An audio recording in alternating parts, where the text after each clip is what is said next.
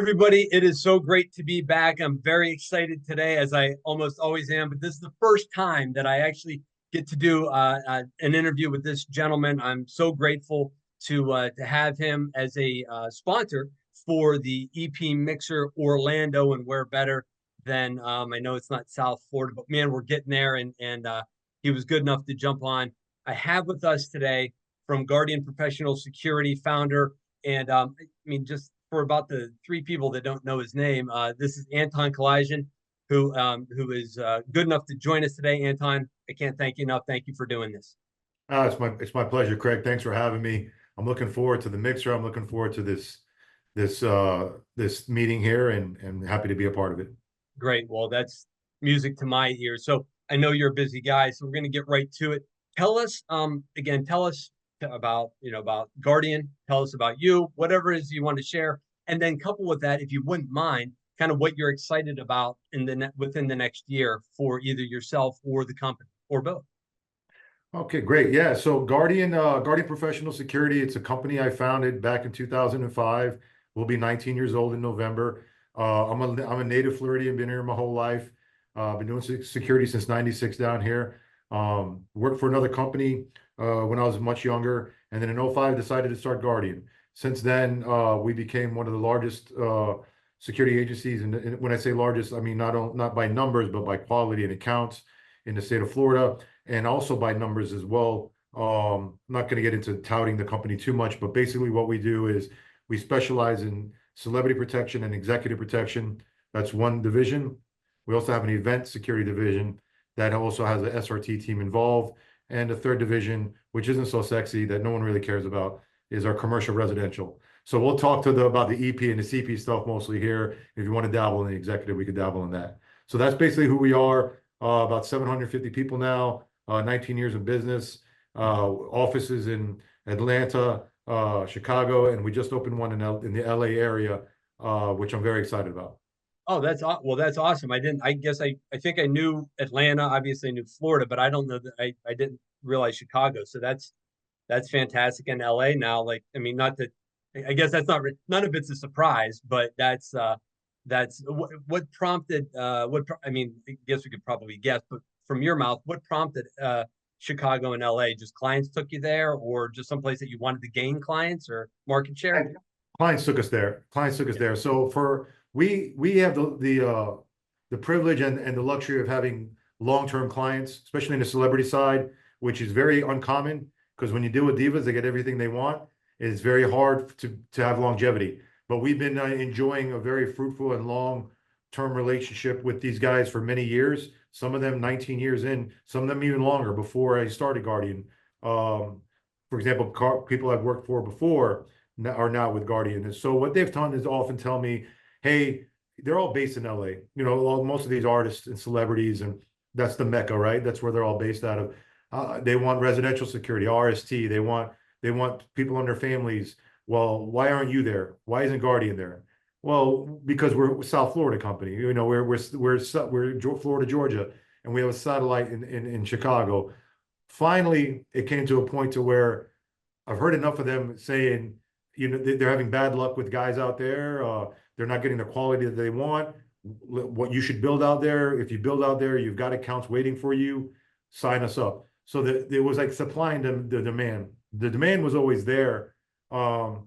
But finally, you know, the plan was to go to LA about 2018, 2019. That was a goal. And then COVID happened. So that shut everything down. Sure. But we've been out there for about a year now, getting everything licensed up, realizing that California is a different animal when it comes to, you know, from top to bottom, triple tax state, right to work, the overtime things, everything, etc.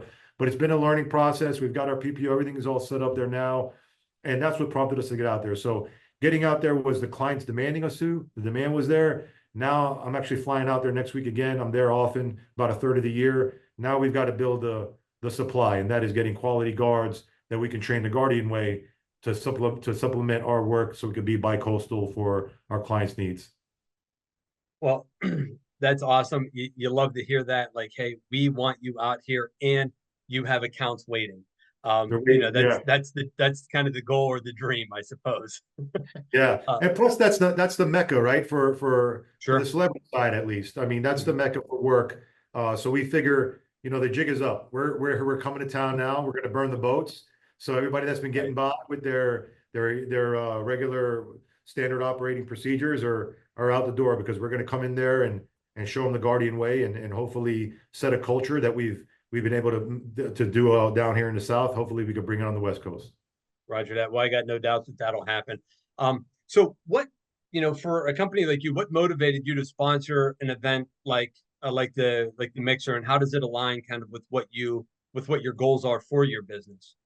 Well, there's a few things. Well, number one, it's a Florida thing, right? And we run Florida, and I want and anything in Florida, I want to try to help out with. Mhm. But other than that, on a friendship level, Christian's a friend and a colleague of mine. You're a friend and a colleague of mine. We're both alumni from EPI, Mhm. where now I'm helping with the celebrity protection course there. So we're all kind of involved in the same circles, and not just colleagues, but also friends, I feel. So if my friends and colleagues are coming down to Orlando, the least I can do is show some Southern hospitality and sponsor it. Well, for sure. And I was so grateful that I called you, right? I texted you, we set up a time, we called, and I was like, hey, here's what we're doing. And I don't think that there was no sales pitch. It was just like, yeah, if I can help to support, I'm in. And so That's I it, was man. very grateful for that. Yeah, I mean, happy to be a part of it. I love what you're doing, because you know what? This is how this is how more work comes about. I met Christian at one of these events, to where, we were at the IPSB, and then that turned into a mixer, if you will, later in the Hmm. evening. That's where I Hmm. met. And now here we are years later. Same thing with you, Craig. And we met at a mixer, if you will, for EPI at one of Hmm. the dinners. And then we talked. And the next thing you know, we're not only are we attending different mixers together, but we're also that parlays into subcontracting work for each other. There might be assets that I need in Norway that I might not have, that maybe Christian has, or vice versa with you, Craig, and something that Sure. you might need in the South. You'll know who to call. So it just creates more job opportunities for my team, where they can get more work. It creates more opportunity for me to service my clients by having people that I meet at these mixers that I could build trust with and get to know a little bit better, rather than just saying, hey, if you need anything, I'm in Florida. No, I've actually met this guy. We've talked. I like what he has to say, vice versa. You can kind of get your feel from it. So I'm a big supporter of the mixers. I think that's where a lot of business happens. Well, and I agree. And one of the things that you said to me when we first met, or one of our conversations was, I know the people that work for me, like, all the guards, and the people that are on post. And when you go and visit, and so not only do you know them, you're like, I know their family. Like, Yeah. I know when the kids are sick, and I know this and that. So it only makes sense to me to hear you say that. It's like, no, I've been face to face with this guy or this gal. They work out of here. I get a solid feeling from them. I've done my due diligence, of course, because trust but verify kind of thing. But it's like, yeah, it, having a belly to belly, so to speak, or an eye to eye, face to face meeting means so much. And I think it's not specific to this industry, but it's heavily valued in this industry. Do you think so? I don't know if I mean, it's valued to guys like you and me. You know me, Craig. I'm going to shoot straight. I don't think it's very heavily Yeah. valued in this industry. I don't agree with that. I Hmm. think that, Okay. what I think is what I see a lot happen, and I'm not talking about everybody in the industry. There are your upper echelon that really care. Like guys like the names I just mentioned, and a lot of colleagues that we have. Sure. But a curse word to me is security staffing company. Like, I hate that. I hate when somebody's like, oh, I got a job. Oh, send a headshot, send a profile, or a bio. No, I need more than that.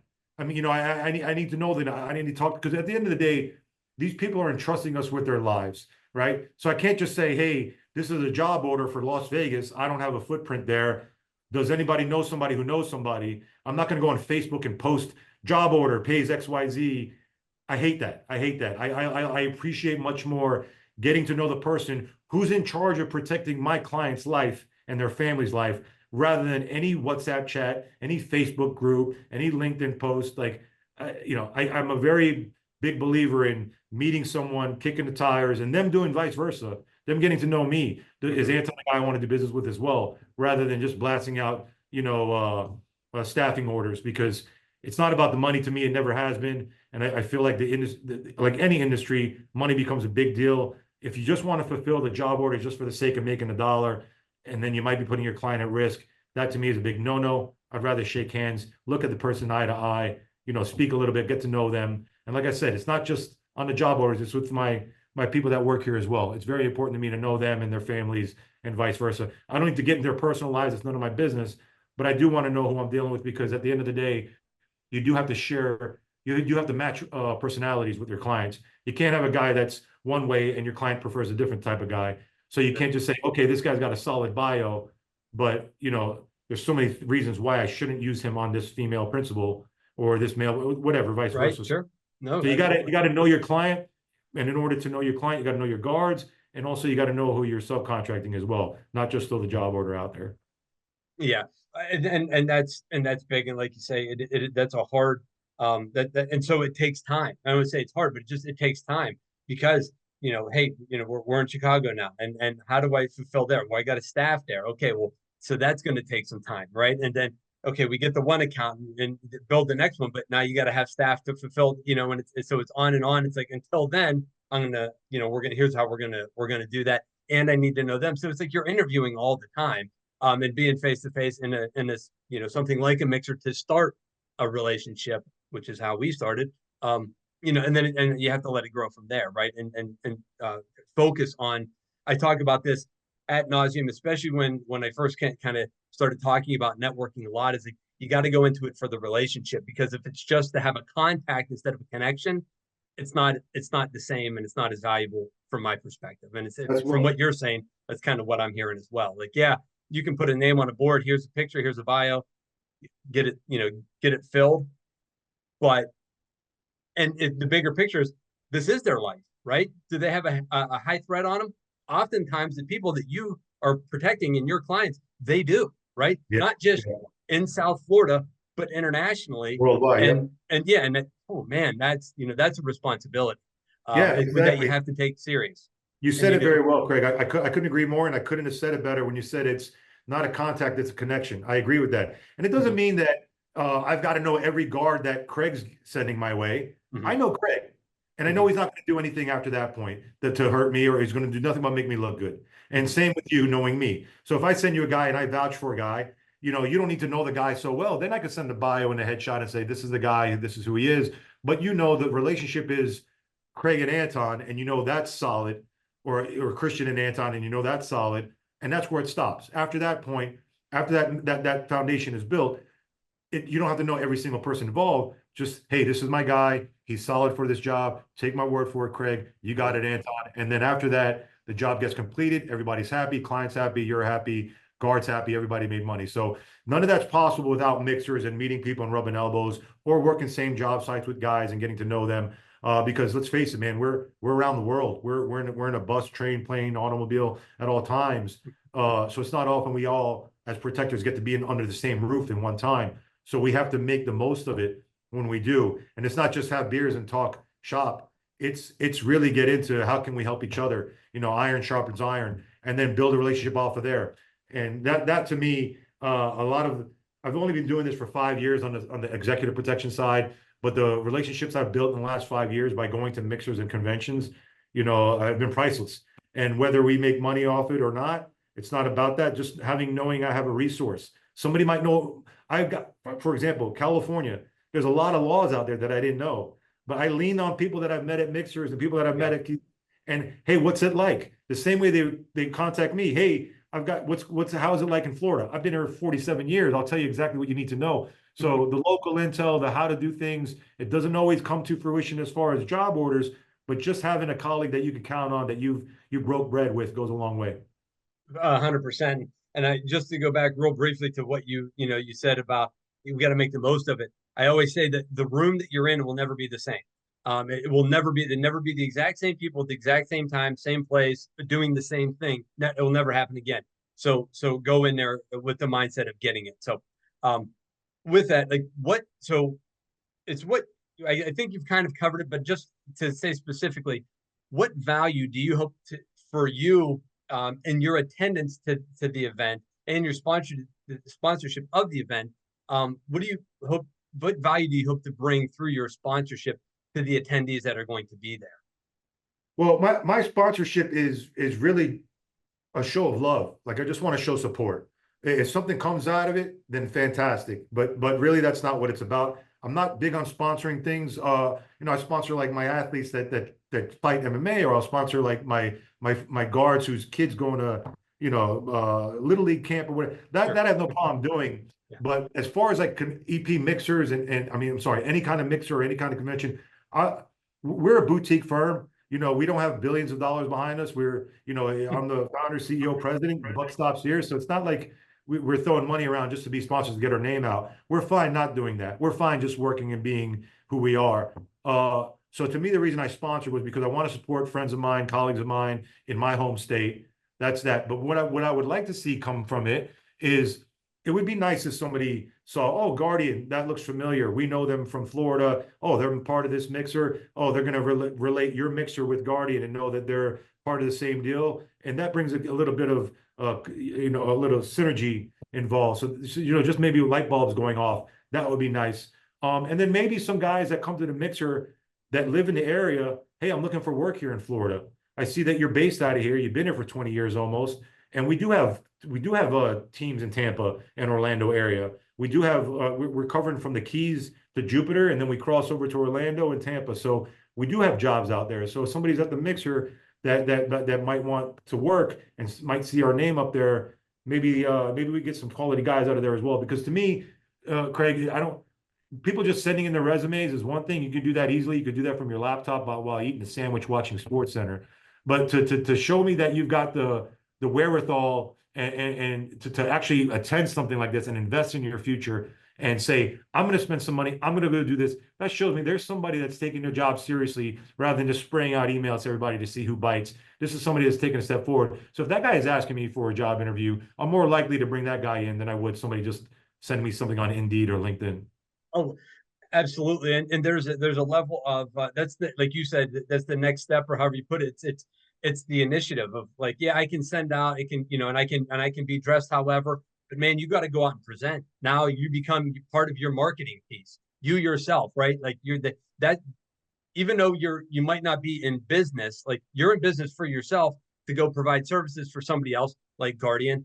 And now you're putting, I don't know what you want to put rubber to the road. Like, hey, I'm here. I want to go meet somebody like Anton, or the people that he's, that he are there with him, or anybody like, maybe they're not in South Florida, but maybe one of the sponsors from a different part of the country. Like, hey, I happen, I knew there would be people here at the, at the conference, and I knew there'd be people here at the mixer, and I'm open to meeting. I'm ready to move. I want to do something. I think it says a lot about the person who's willing to head there. I get it. Finances are, are can be tough. I know that as well as anybody. But if you can, figure out that, the cheap flight, the cheap hotel, and spend, just like you said, spend some money to get yourself out there. To me, that says a lot. It sounds like that's kind of what how you view it as well. Yeah, it's an investment in your future, and it's I have mentioned this before in different podcasts that have been be asked all of it. We didn't have this when I started 25 years ago. Like we didn't have mixers and conventions like this. And if there was, I was blind to it. I started very organically without any kind of guidance, kind of learning on my own, which by the way, probably the best experience is better than anything you'd learn out there, I feel. But nowadays with the mixers and the conventions and these protectors are helping protectors.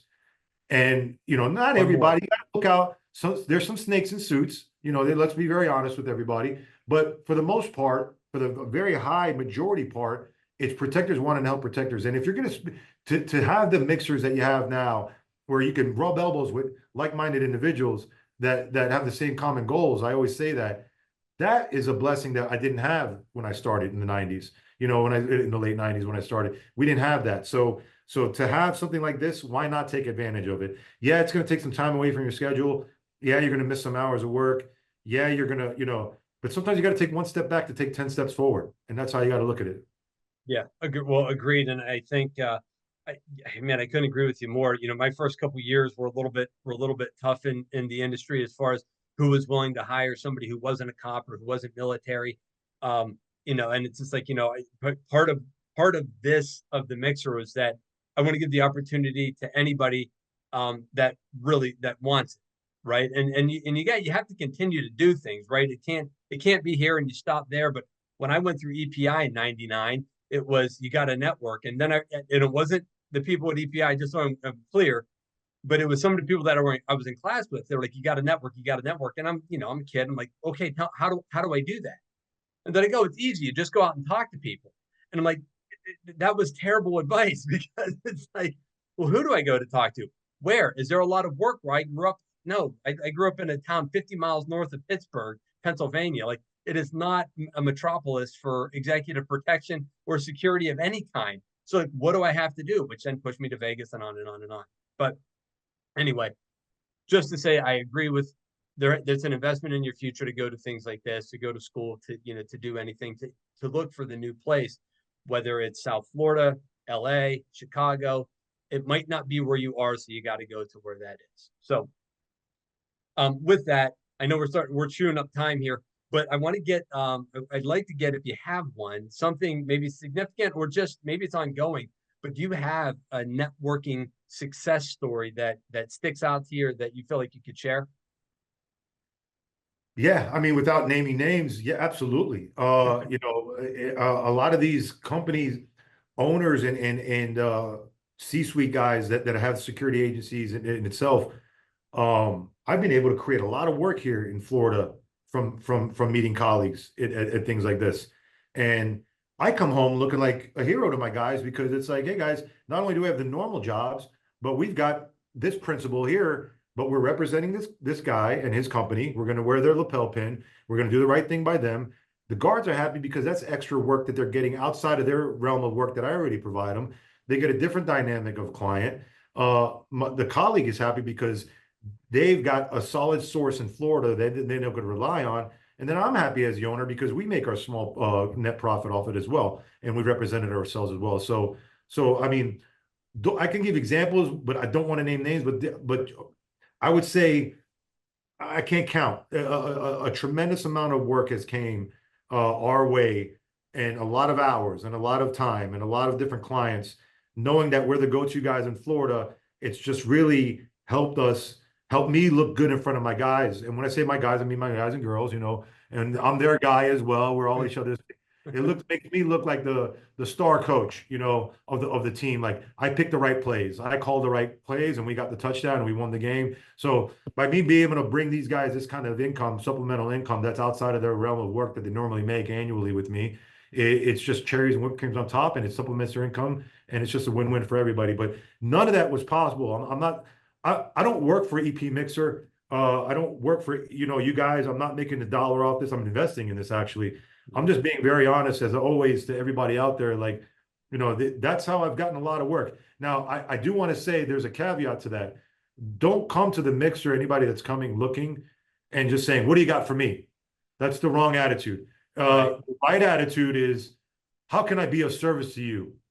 Mm-hmm. Go out there, be yourself. Don't put on a guy you're not. Dress yourself, act as yourself, introduce yourself to people. Don't just say, oh, this guy's a CEO of ABC company. He's a CFO of XYZ. Those are the guys I got to talk to only. You never know, man. Talk to everybody as much as you can. And it's hard for me because I could talk all day long about security because it's my passion, but I'm a freaking hermit outside of here. Like, I don't like to talk to anybody. I'll sit. If it wasn't a Christian, will tell you, like, if it wasn't for him, he's introduced me to a bunch of people. I'm not the type of guy that, hey, well, my name's Anton. Nice to meet you. I don't do that. But you got to kind of do that. You got to force yourself outside of your comfort zone and then introduce yourself to as many people as you can. And don't feel weird because, hey, guess what? That's why they're there too. They're there for that. You're not on the job. You're not somewhere at a restaurant where you bump into somebody. You're there at an EP Mixer just for that reason and that reason only. So if you're going to spend that time and money away from your family and away from your job, and you're making this trip, make the most out of it. And don't just get a stack of business cards like we always do, right? We all do that. But follow up on these guys. Hey man, really nice meeting you at the EP Mixer. if you think of Florida, think of me. If I could be of service in any way, happy to do it. By the way, I'm going to think the same about you in Pittsburgh. If I have anything up there, I'm going to keep you on it. And then, you know what helps a lot, Craig, is when you actually put fruition to that statement. And you do have a guard that a client that's going to Pittsburgh. Maybe they're going to a Steelers game. Hey, Craig, you have anybody and a reliable security driver that can take my client there, or he's got a meeting, I need an EP guy. And then once you throw that first offering out, then you're going to see other offerings come in, because there's a million guys going to mixers saying, what can you do for me? I think it's better if you go to a mixer saying, what can I do for you? You know, how can I be of service to you? And if you're not, who cares? At least you met a solid guy that has the same interest in the mindset that you have another colleague that you might be able to call a friend one day. It's true. Well, it's true. And you know, oh man, you holy cow, all the things that you said in that. So if when we're watching this and this gets posted later, if you're watching this, please go back and rewatch everything Anton just said right there, because the first thing you started off with authenticity. Be you. You can't you have to be able to match up with the people that you're either working with or working for. And you're only going to get that by being who you are. Yeah, you might miss an opportunity because you don't match. That's okay. There are other teams, there are other people, there are other clients that you will match up with, right? Give first. You know, be the one to give, whether it's whether it's work, another introduction, and that's one thing too. Anton, you kind of said it's like, you know, and I forget what you said exactly, but it's not just the CFO or the CEO. It's, you don't know who you're talking to. You never know who that is, and what kind of relationships that they have, or who they're willing to, you know, whose ear that you might be talking to an administrative assistant that you have no idea at Starbucks. And just because of that, you know, they ask you, she asks you, you know, what is it that, you know, what do you do? Well, here's what I do. Interesting. You have a card? Yeah, sure. They don't say anything about anything of who they are, because you were just nice to them. They got a good vibe from you or whatever. Now they're willing to go to maybe to their boss, to whoever, whatever. And there you go. So I tell you, Craig, that's so important, because you can smell bullshit a mile away. I mean, every CEO, CFO, C-suite level guy, everybody's handing them their cards. Oh, if you need anything, yeah.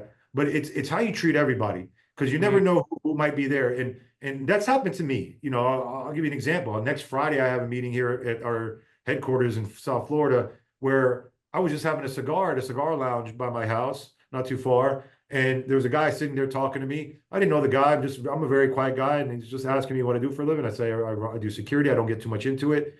Next thing you know, he happens to know he works for a guy who works for a guy, and now this guy needs some help, and this guy wants to come to meet me on Friday, and we're going to sit down and talk about how we can help him with he's a high net worth individual, help him with what his needs are. I was in basketball shorts and flip flops in Florida with like a cutoff shirt, having a cigar on a Saturday. I wasn't doing anything special, but I treated the guy with respect. He asked questions. I was modest. I was humble. I didn't say too much, but you never know who you're talking to. That might parlay into a decent account, maybe a big account. You never know. So it's the same mindset when you go to the mixer. The decision makers are so used to everybody coming up to them. So of course, we're gonna open our arms to you guys and say, hey, yeah, of course, we'll listen to you. But don't just target anybody.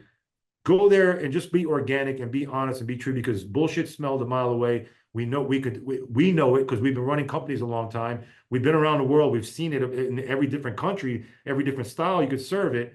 Just be genuine, be normal, treat everybody and treat everybody with respect. And you never know where that could parlay into, because you never know who you're meeting and who they're connected to and who they're connected to. And like I just mentioned, that's happening live here next Friday. I mean, it's a perfect example. That's awesome. But what I think I'm hearing to a point is, you just went in, whether you expected it to be a relationship or not, it was based on the relationship, not, boy, I'm going to get into a sales pitch here and, you know, lay it down because this guy sounds like he might need something. So I'm just going to have a conversation with the guy. Be, like you said, be humble, you know, obviously knowledgeable, right? But not get too far into it. But then just like, hey, this guy's relaxed. I mean, look at how he's dressed. You know? So like I love hearing that kind of stuff. So that's a fantastic example, and that's the success story of networking. That, you know, that's easily a success story. If for no other reason, because of the introduction.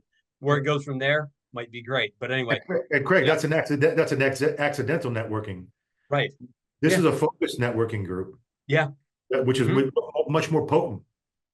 Yeah, agreed. So, Anton, we're kind of up on time here, man. I can't thank you enough for taking the time. I really appreciate it.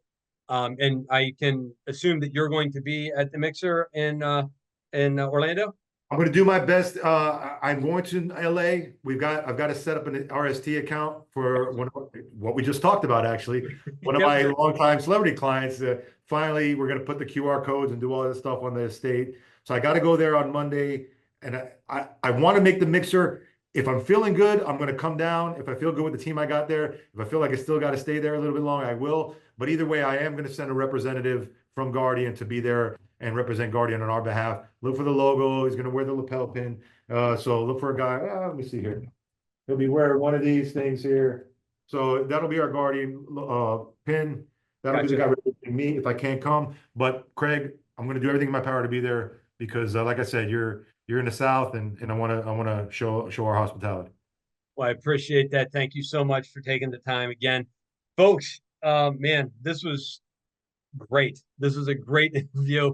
And so for the chance to maybe to talk a little shop, get to know Anton and his people, please head over to the EP Mixer at Dave and Buster's on iDrive in Orlando on Wednesday, September 25th from 6 to 10 p.m. Head over to www.epmixer.com to get yourself registered.